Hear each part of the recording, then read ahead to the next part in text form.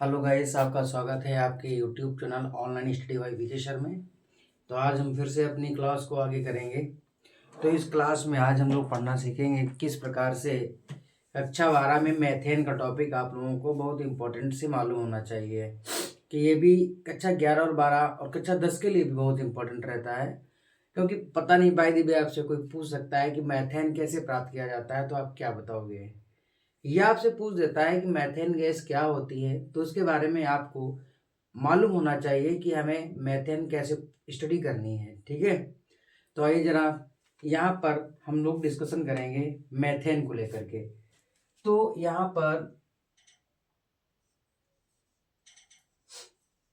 मैंने लिखा हुआ है मैथेन। आप लोगों को समझ में आ रहा होगा कि मैंने यहाँ पे मैथेन लिखा हुआ है, तो मैथेन के बारे में ही मुझे डिस्कशन करना है। और जब मैं अच्छे से डिस्कशन करूंगा तभी आप उसमें सफल हो पाओगे, अन्यथा नहीं हो पाओगे, है ना। ऐसा नहीं है, हम आप लोगों को इतना अच्छे से समझाने का प्रयास करेंगे कि ये टॉपिक आपके लिए एकदम हलवा हो जाए। तो मैथेन में आप लोगों को क्या पढ़ना है, तो मैथेन में पढ़ना है इसका अणुसूत्र क्या होता है, संरचना क्या होती है, आकृति क्या होती है, निर्माण करने की विधियां क्या होती हैं, भौतिक गुण क्या होते हैं, रासायनिक गुण क्या होते हैं, सॉरी, और इसका उपयोग क्या होता है। ठीक है, तो इन्हीं चर्चाओं को आगे कंटिन्यू करते हुए सबसे पहले आपको मालूम होना चाहिए कि जो मैथेन दिया जाता है तो मैथेन का अणुसूत्र क्या होता है। ये पहला पॉइंट, अणुसूत्र क्या होता है। आप जानते हो और हम भी जानते हैं कि अणुसूत्र का मतलब क्या होता है। यदि आप लोगों ने अणुसूत्र के बारे में नहीं सीखा है तो बेकार है। ऐसा कार्बनिक यौगिक बना होगा जिसमें कार्बन या उसमें अदर तत्व लेने वाले, अदर परमाणु भाग लेने वाले, उनकी वास्तविक संख्याओं के बारे में मुझे पूर्ण जानकारी हो जाती है, तो उसे हम लोग अणुसूत्र कहते हैं। तो यहाँ पर यदि बात की जाती है CH4, क्या लिखा है मैंने, CH4, तो इसका मतलब है कि कार्बन की यहाँ पर संख्या 1 है, हाइड्रोजन की संख्या यहाँ पर 4 है। मतलब हाइड्रोजन परमाणु की संख्या 1 है, हाइड्रोजन परमाणु की संख्या 1 है।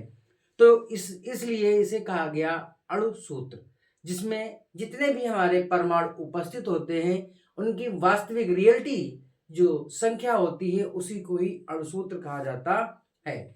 तो यहाँ पर आपको अणुसूत्र के बारे में मालूम हो गया है। अगला पॉइंट यदि हम डिस्कशन करते हैं तो अणुसूत्र के बारे में आपने CH4 सीखा। इसके बाद में इसके खोजकर्ता की चर्चा करेंगे कि ऐसे कौन से वैज्ञानिक थे जिन्होंने इसकी खोज की। तो आपको मालूम होना चाहिए उनका नाम है वोल्टता। क्या नाम है, वोल्टा, सॉरी वोल्टा नाम है इनका। वोल्टा नामक एक वैज्ञानिक हुए हैं जिन्होंने खोज की थी, और इन्होंने खोज करने के बाद में इसको बताया, एक नाम दिया था इन्होंने, वोल्टा ने इसका एक नाम दिया था। मैं यहाँ पे लिख देता हूं। तो वोल्टा साहब ने बताया इसका नाम मार्स गैस है। इसका नाम क्या है भैया, मार्स गैस है। मार्स गैस क्यों बताया इन्होंने, क्योंकि मार्स जो है वो यहाँ पर मार्सी प्लेस में लिख दूं, यहाँ पर एक शब्द लिखा हुआ है मार्सी प्लेस। इस मार्सी प्लेस का मतलब होता है दलदली, दलदल स्थान या दलदली स्थान। भैया जी, इतनी बात आप लोगों को समझना है कि जो वोल्टा साहब थे उन्होंने इसको मार्स गैस कहा। मार्स गैस इसलिए कहा क्योंकि ये हमें मार्सी प्लेस से प्राप्त होती है, मतलब ये दलदली स्थानों से निकलती है, इसीलिए इसका नाम मार्स गैस रखा। अब इस दलदली क्षेत्र का मतलब हो जाता है जहां पर पानी है, पेड़ पौधे की पत्तियां हैं, जड़ें हैं, बूट्स है, इत्यादि प्रकार से इन सभी का अपघटन हो जाता है। इन सभी के द्वारा जो सड़न के माध्यम से जो गैस उत्पन्न होती है उसी को ही हम लोग मैथेन गैस कहते हैं। अब इसके बाद में हम लोग आगे चर्चा करेंगे। यहाँ पर जब आपको इसके साइंटिस्ट का नाम मालूम हो गया, खोजकर्ता का नाम मालूम हो गया, तो आप लोग इसके बारे में पढ़ेंगे कि इसकी संरचना क्या है। इसकी संरचना क्या है, संरचना की यदि हम बात करें तो संरचना होती है कार्बन की 4, हम लोग जानते हैं कि संयोजकताएं होती हैं, चारों पर हाइड्रोजन लगा होता है, 4 कार्बन के साथ में 4 हाइड्रोजन बंध के साथ बंधा होता है। यदि यहाँ पे बात की जाए तो संरचना इसकी कार्बन के साथ 4 हाइड्रोजन को जोड़ दीजिएगा, संरचना आपको प्राप्त हो जाएगी। इसके बारे में आपको मालूम होना चाहिए कि सिग्मा बॉन्ड की संख्या कितनी होगी, सिग्मा बॉन्ड की संख्या कितनी होगी। यदि हम सिग्मा बॉन्ड की संख्या करें तो यहाँ पर 4 होगी। यहाँ पर जो आपको सिंगल बॉन्ड दिखाई दे रहा है इसी का नाम होता है सिग्मा बॉन्ड। तो यहाँ पे काउंटिंग कर लीजिए आप लोग, 1 2 3 4। तो यहाँ पर संख्या कितनी हो गई है सिग्मा बॉन्ड की, 4 हो गई है। इसके बाद में आगे चर्चा करता हूं कि जब इसकी संरचना इस प्रकार से थी तो इसकी आकृति कैसी होगी, तो इसकी आकृति कैसी होगी। तो यदि आकृति की बात की जाती है तो आकृति इसकी चतुष्फलकीय होगी, चतुष्फलीय होगी। कैसी होगी भैया, चतुष्फलीय होगी। जब आपने इसकी आकृति के बारे में पढ़ लिया है तो यहाँ पे फिर से एक मोस्ट इंपॉर्टेंट पॉइंट वो भी मुझे याद करने की आवश्यकता पड़ेगी। आकृति इसकी चतुष्फली है तो इसमें कार्बन का संकरण कौन सा होगा। आप लोगों को मालूम होना चाहिए कि कार्बन सिग्मा बॉन्ड के साथ में जब वो जुड़ा होता है तो उसमें आपको मालूम होना चाहिए कि S में कुल कितने इलेक्ट्रॉन हैं और P वाले कक्षक में कुल कितने इलेक्ट्रॉन हैं। तो यहाँ पर जब इसका संकरण पढ़ेंगे हम लोग तो देखेंगे कि sp3 संकरण होता है।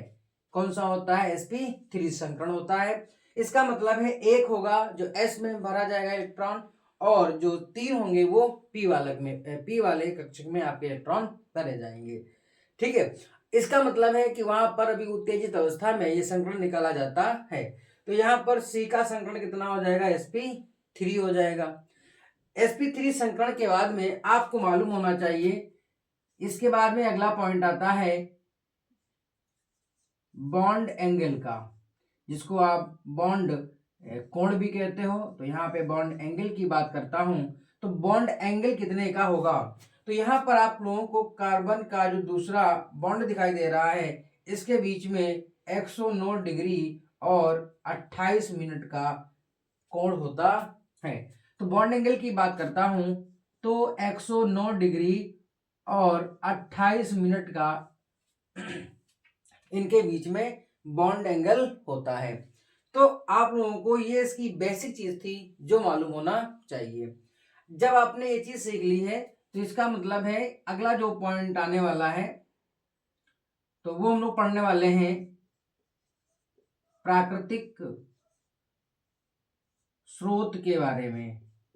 प्राकृतिक स्रोत के बारे में ये चीज मैं पढ़ाने वाला हूं आप लोगों को कि सर प्राकृतिक स्रोत क्या होता है।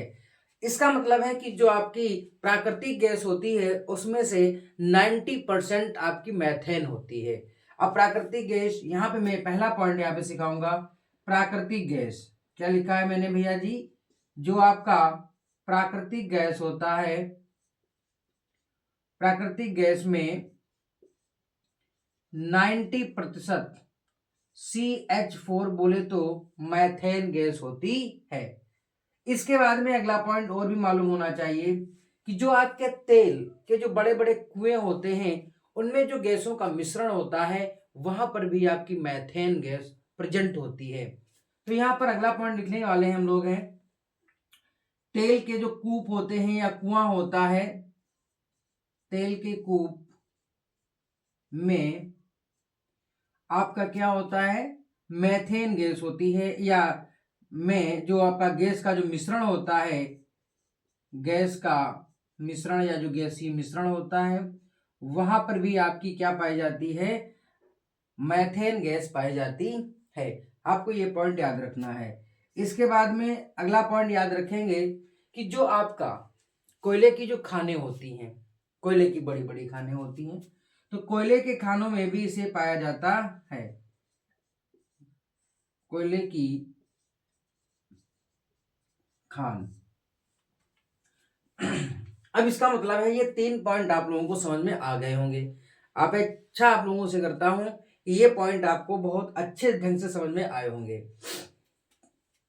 तो यहाँ पर एक बार फिर से देखेंगे हम लोग। अणुसूत्र CH4 होता है, खोज करता है वोल्टा। इसके वोल्टा के द्वारा इसे मार्स गैस कहा गया क्योंकि इसे मार्सी प्लेस से पाया जाता है। मार्सी प्लेस का मतलब होता है दलदली क्षेत्र या दलदली स्थान कहा जाता है। दलदल का मतलब मैंने बता दिया है कि वहां से कैसे उत्पन्न होती हैं, कि दलदल में हम लोग जानते हैं पेड़ पौधों की जो पत्तियां होती हैं, उसके जो फल फ्रूट होते हैं या उसकी जो लकड़ी होती है वो सब उसी में सड़ती है धीरे धीरे, जिसकी वजह से वहां पर मेथेन नामक गैस उत्पन्न होती है। इसके बाद में इसकी संरचना इस प्रकार से दी गई है। फिर सिग्मा बॉन्ड की संख्या पूछी जाए तो 4 होती है। आकृति यहाँ पर चतुष्फली होती है। फिर कार्बन का संकरण पूछा जाए तो sp3 संकरण होता है। और बॉन्ड एंगल की बात की जाए तो 109 डिग्री 28 मिनट होता है। और प्राकृतिक स्रोत में मैंने अभी डिस्कशन किया है, प्राकृतिक गैस में 90% जो आपकी गैस होती है वो मैथेन गैस होती है। तेल के जो कूप में जो मिश्रण होता है गैसों का, वो भी आप लोगों के वहां पर गैस मैथेन नाम की पाई जाती है। इसके बाद में जो कोयले की खान होती है वहां पर भी आपकी गैस निकलती है। इस प्रकार से टॉपिक समझ में आ गया है। इसके बाद में हम आगे टॉपिक डिस्कशन करते हैं।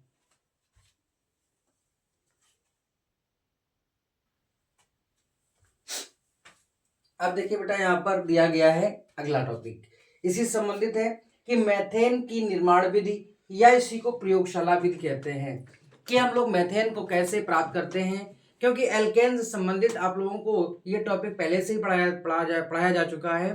तो यहाँ पर हम लोग फिर से उसी को, अब एल्केन में क्या आता है, मैथेन आता है। एल्केन से संबंधित एथेन आता है। एल्केन से संबंधित प्रोपेन आता है। तो उसकी आपको निर्माण की विधियां बहुत सारी आप लोगों को करा दी जाएगी। तो यहाँ पर मैथेन से संबंधित पढ़ रहे हैं, तो मैथेन की यहाँ पर जो निर्माण की विधि दी गई है या प्रयोगशाला विधि दी गई है, तो उसके ऊपर हम लोग चर्चा करने वाले हैं। तो यहाँ पर पहली विधि आपके पास आ जाती है सोडियम एसीटेट पर सोडा लाइम द्वारा। यहां पर दिया गया है सोडियम एसीटेट पर सोडा लाइम द्वारा। अब होता क्या है, सोडियम एसीटेट पर सोडा लाइम की क्रिया कराई जाती है, जिसकी वजह से हम लोग आसानी से मैथेन को प्राप्त कर सकते हैं। अब यहाँ पर देखिएगा कुछ इस प्रकार से रिएक्शन होती है। सोडियम एसीटेट का सूत्र होता है CH3COONA, ये हो जाता है सोडियम एसीटेट। प्लस क्रिया कराना है सोडा से। सोडा क्या होता है, NaOH। किससे क्रिया हो रही है, लाइम से। लाइम CaO, लाइम मीन्स होता है चूना। हल्का से क्या करेंगे, गर्म करेंगे। तो ध्यान दीजिएगा, यहां से ये आपका CONA NaO तक ये सारे आपस में मिलकर के एक साइड प्रोडक्ट बनाएंगे जिसका नाम होता है Na2CO3, मतलब सोडियम कार्बोनेट बनाएंगे। यहां से Na, यहां से Na, तो 2Na हो गया उधर, फिर C यहां पर हो गया, एक O यहां से हो गया, 2 O यहां से हो गया है, तो आपके पास O3 मिल गया है। तो सूत्र आपके पास आ जाएगा Na2CO3। अब यहां पर आपके पास बचा क्या है, CH3H, CH3 और H, इसी को ही कहा जाता है मैथेन। क्या भैया बोलते हैं, मैथेन। या करके आप लोग याद कर लीजिएगा, इसका जो संरचना होती है वो CH4। अब अणुसूत्र आपको पूर्ण रूप से समझ में आ गया होगा कि यहाँ पर जो संरचना CH3H बॉन्ड में दिखाई दे रही थी, अब उसी को हम लोग CH4 कहते हैं, इसी का नाम होता है मैथेन। आशा करता हूं कि ये चीज आपको समझ में आ गई होगी। ठीक है, बहुत आसान तरीके से आप लोगों ने मैथेन को बना लिया है।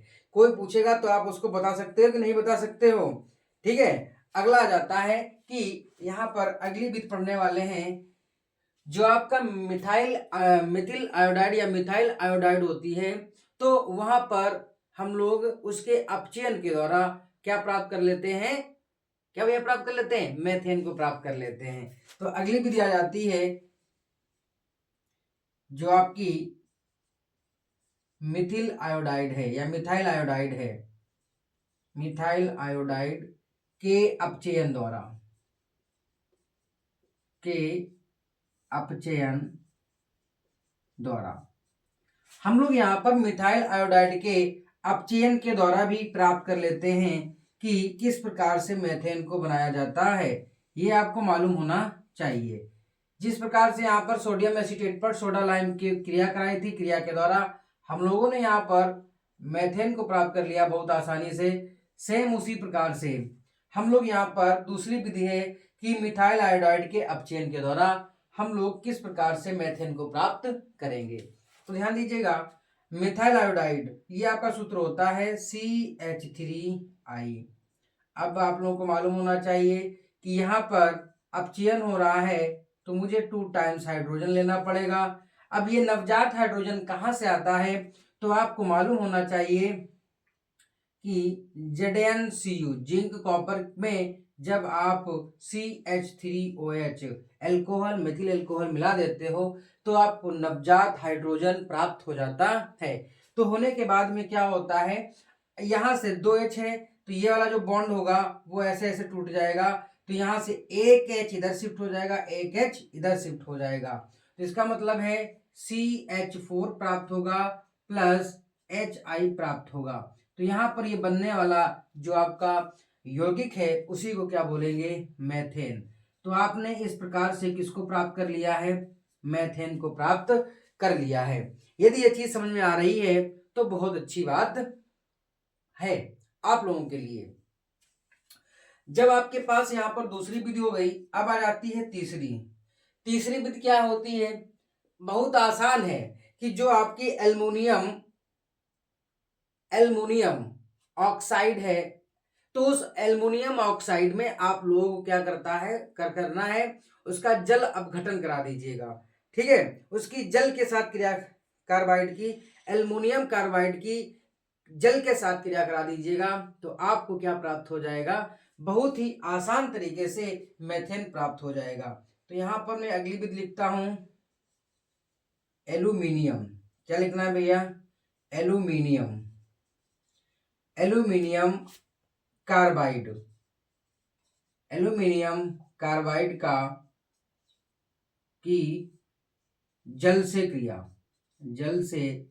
क्रिया बहुत सुंदर भैया दिया गया है कि अगली विधि है कि एल्युमिनियम कार्बाइड की जल से क्रिया करा दीजिएगा तो आपको प्राप्त हो जाएगा मेथेन। एल्युमिनियम कार्बाइड तो आपको मालूम होना चाहिए कि Al4C3 मतलब एल्युमिनियम की संयोजकता 4 होती है, कार्बन की संयोजकता 4 होती है, एल्युमिनियम की संयोजकता 3 होती है, तो ये एक दूसरे के क्रॉस में लिखे जाते हैं तो Al4C3 हो जाएगा। कराना क्या है, इसका जल अपघटन, H जल से क्या करानी बेटा, सॉरी बटन नहीं, HOH से, तो इसे हल्का सा गर्म कर देना है। यहाँ पे कितने कार्बन है, 3, तो एक कार्बन में 4 हाइड्रोजन की आवश्यकता पड़ती है, तो 3 कार्बन में कितने हाइड्रोजन की आवश्यकता पड़ेगी, 4 तिक्की 12, तो यहाँ पे 12 HOH से क्रिया करा दीजिएगा। तो यहां से क्या होगा, आपको मालूम होना चाहिए कि 3CH4 ये प्राप्त होगा प्लस इसके बाद में बचा हुआ है Al4OH, तो ये आपका बनेगा AlOH का होल थ्राइस, और Al कितना था, 4, Al कितना था भैया, 4 यहाँ पे Al थे। तो इस प्रकार से यहाँ पर क्या आपको प्राप्त हो गया, मेथेन प्राप्त हो गया है। आपको समझ में आ रहा होगा कि यहाँ पर हम लोगों ने किसको प्राप्त कर लिया है, मेथेन को प्राप्त कर लिया है। तो आई होप, आशा करता हूं कि यदि मेरा लेक्चर आपको समझ में आ रहा है तो हमारे इस YouTube चैनल को लाइक सब्सक्राइब करना मत भूलिएगा, अधिक से अधिक अपने मित्रों तक शेयर कर दीजिएगा। आपके YouTube चैनल का नाम है online study by VK sir, आपका इसमें हार्दिक स्वागत है। ठीक है, तो आप फिर से आप इसको नोट कर लीजिएगा आराम से, इसके बाद आगे देखिएगा।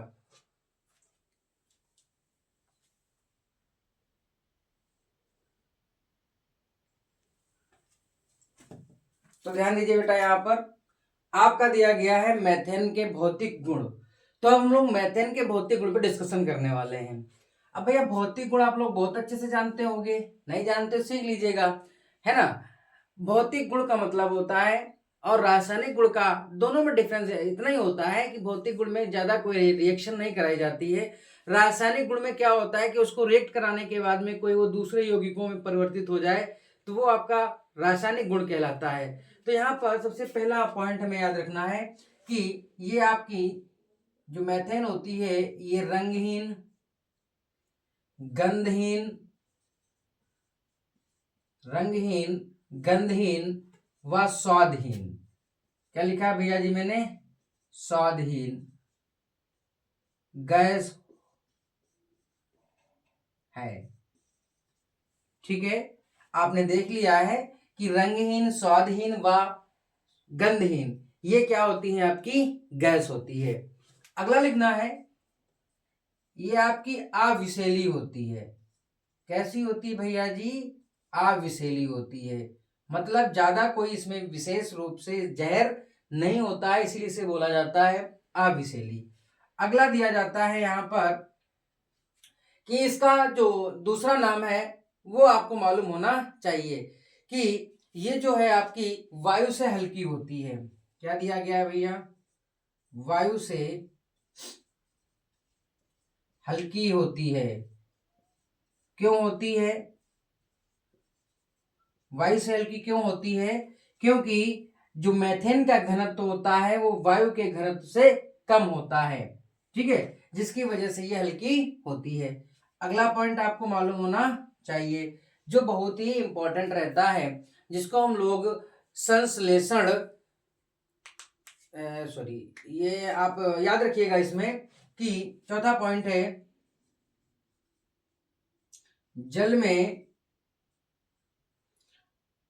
कम विलयशील बोलेंगे, क्या बोलेंगे, जल में ये आपकी कम विलय होती है, जल में कम विलय होती है, कम विलय, परंतु या बल्कि आप लगा सकते हो कि जब आपका कोई एल्कोहल होगा, जब आपका कोई ईथर होगा जिसको आप लोग ROR बोलते हो, इसमें है ना अधिक विलय होता है। क्या होती है भैया जी, अधिक विलय होती है। ये आपको मालूम होना चाहिए आप लोगों को अच्छे प्रकार से। बात यहाँ तक पक्की हो गई, ठीक है।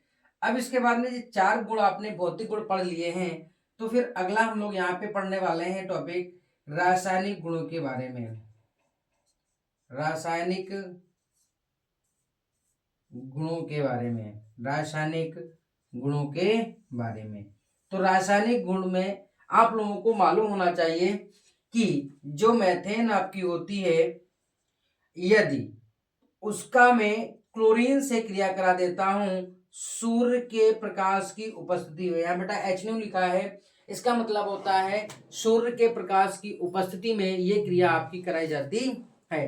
तो होता कुछ ऐसा है कि यहां से एक आपका C H के साथ मिलकर के क्या बना लेगा, HCl। तो यहाँ पे CH4 था, तो यहाँ पर आपका एक बॉन्ड खाली हो गया है क्योंकि एक हाइड्रोजन Cl के साथ HCl बना लिया है। तो जहां पर आपका एक हाइड्रोजन खाली हुआ था तो वहां पर कौन आ जाएगा, यहां से Cl आ जाएगा। तो यहां से क्या बन जाएगा, CH3Cl। हो गया कि नहीं हो गया है। लेकिन ये क्रिया कंटिन्यू चलती रहेगी, क्यों चलती रहेगी, यहां पर जब तक हाइड्रोजन मौजूद रहेगा तब तक ये प्रकाश की उपस्थिति में, सनलाइट की प्रेजेंस ऑफ सनलाइट की उपस्थिति में क्लोरीन से क्रिया कंटिन्यू होती रहेगी। तो फिर से बेटा यहां से क्या बन जाएगा, HCl बन जाएगा, CH2Cl2 बन जाएगा, गिव्स आउट। फिर से वही पुरानी क्रिया HNu के साथ में क्लोरीन की क्रिया करा दीजिएगा, HCl बाहर निकाल दीजिएगा, CHCl3। फिर से आप HNu की प्रकाश की उपस्थिति में क्लोरीन से क्रिया करा दीजिएगा, फिर से HCl बाहर निकल जाएगा और CCl4 प्राप्त हो जाएगा। इस प्रकार से इसका नाम भैया यहाँ क्या दिया गया था, मेथेन दिया गया था। और इसका नाम आप लोग समझते हो मोनोक्लोरोमेथेन बुला सकते हैं, बुलाते हैं इसको। क्या नाम है, मोनोक्लोरोमेथेन। इसका नाम है डाईक्लोरोमेथेन, क्लोरोमेथेन। इसका नाम है ट्राई क्लोरोमेथेन। इसका नाम है टेट्राक्लोरोमेथेन। टेट्राक्लोरोमेथेन भैया जी। और इसी का जो बेटा नीचे जो नाम दिए गए हैं इनको हम लोग IUPAC नेम कहते हैं। इसका साधारण नाम यहाँ पे दिया गया है, इसी को हम लोग क्लोरोफॉर्म कहते हैं। क्लोरोफॉर्म कहते हैं, जिसको सूंघने से व्यक्ति बेहोश हो जाता है। ठीक है, इसको हम लोग क्लोरोफॉर्म के नाम से जानते हैं। यहाँ पर आपको समझने में आई होप कि सारी चीज समझ में आ गई होगी। यहाँ पर यदि आपकी बात की जाती है तो क्लोरोफॉर्म आपने प्राप्त कर लिया। तो यहाँ पर इसका मतलब है रासायनिक गुणधर्म में पहली चीज आपने सीखी है कि जब भी कोई हमारा मेथेन होगा तो जब भी वो प्रकाश की उपस्थिति में क्लोरीन से क्रिया करेगा तो उसकी निरंतर ये क्रिया चलती रहेगी जब तक उस यौगिक में हाइड्रोजन मौजूद रहेगा। तो इस प्रकार से यहाँ पर आपको प्राप्त हो जाता है उसका रासायनिक गुणधर्म।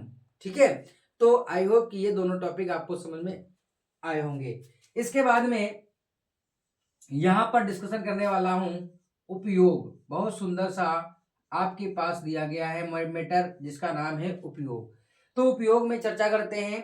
तो पहला उपयोग क्या होता है, हम लोग इसको ईंधन के रूप में प्रयोग करते हैं। किसके रूप में भैया प्रयोग किया जाता है? ईंधन के रूप में। ईंधन के रूप में इसका अत्यधिक प्रयोग किया जाता है। ये आपकी गैस ज्वलनशील होती है तो हम लोग इसका प्रयोग करते हैं। इसके बाद में आपका नेक्स्ट टॉपिक आ जाता है, नेक्स्ट पॉइंट आ जाता है इसी में carbon black. Carbon black, carbon black में इसका इस्तेमाल किया जाता है। कार्बन ब्लैक में तो आप भैया जानते हो कार्बन ब्लैक क्या होता है कि जिसमें आपकी स्याही बनाई जाती है। भाई किसी की शादी होती है कि नहीं होती है, तो शादी में आप लोग क्या छपवाते हो? कार्ड। तो कार्ड में जो स्याही लगाई जाती है उसकी, है ना, तो उसका निर्माण कहाँ से किया जाता है? जो आपका कार्बन ब्लैक होता है उसमें ही मेथेन का उपयोग किया करके हम लोग स्याही बनाते हैं। इसके बाद में आपने पढ़ा होगा या सीखा होगा या देखा होगा कि स्याही के बाद में जो आपका ब्लैक वाला पेंट होता है, क्या होता है भैया जी? पेंट होता है। पेंट में इसका प्रयोग किया जाता है, स्याही या पेंट आदि बनाने में प्रयोग किया जाता है। यहाँ लिख लीजिएगा आदि बनाने में आदि बनाने में। तो आपको आई होप कि ये पॉइंट दोनों समझ में आए होंगे। इसके बाद में एक मोस्ट है आपके पास जो याद रखना चाहिए कि जो आपका संश्लेषण होता है, संश्लेषण गैस बनाने में क्या होता है भैया जी?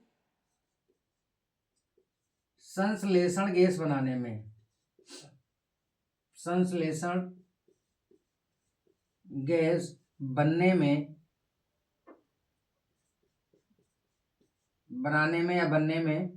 इसका प्रयोग किया जाता है। यहाँ पर जो आपका संश्लेषण गैस होती है इसी का दूसरा नाम होता है जो आप लोगों को याद कर लेना है, उसको हम लोग सिन गैस भी कहते हैं। क्या कहते हैं भैया? सिन गैस के नाम से भी जाना जाता है। तो यहाँ पर आप लोगों ने ध्यान दिया है कि सिन गैस कहा जाता है। तो मुझे बताइए कि संश्लेषण गैस बनाने में कैसे प्रयोग किया जाता है? आपने देखा होगा कि जो आपकी मेथेन गैस होती है, मेथेन गैस होती है, और इसके बाद में आपने देखा होगा कि जो आपका ऑक्साइड होता है जब इसको हम लोग जलाते हैं, है ना, एल्यूमिना के साथ में इसको हम लोग क्या करते हैं? जलाते हैं। तो वहां पर हमें एक मिश्रण प्राप्त होता है जिसको हम लोग कहते हैं, देखिए जैसे मैं यहाँ पे लिखता हूं ऑक्सीजन, ओ लिखा है। ऑक्सीजन के साथ जब इसको हम लोग जलाते हैं एल्यूमिना, जैसे आपने मालूम होना चाहिए Al2O3, एल्यूमिना की उपस्थिति में, तो जलाने के बाद में क्या होता है? यहाँ से आपकी गैस बनती है CO और प्लस बनती है आपकी 2H2। तो यहाँ पर आपके पास दिया गया है CO2H2, मतलब इसका C इसका O, तो ये हो जाएगा CO, इसका 2 टाइम्स H2 बना दीजिएगा, 2H2 हो जाएगा। इसी गैस के मिश्रण को हम लोग सिन गैस कहते हैं। क्या भैया कहते हैं, सिन गैस के नाम से जानते हैं। तो आई होप, आशा करता हूं कि ये टॉपिक आपको बहुत अच्छे से समझ में आया होगा। तो यदि मेरा ये वीडियो पूरा समझ में आया है तो अपने अधिक से अधिक मित्रों तक शेयर करिएगा और लाइक और सब्सक्राइब करना मत भूलिएगा, क्योंकि आपको मालूम है कि मुझे अपने उस मुकाम तक पहुंचना है जिस मुकाम की मैंने ख्वाहिश बना के रखी है। जब आप मेरे साथ होगे तो हम सब कुछ कर सकते हैं, और सब कुछ आपके लिए ही करना चाहता हूं। धन्यवाद।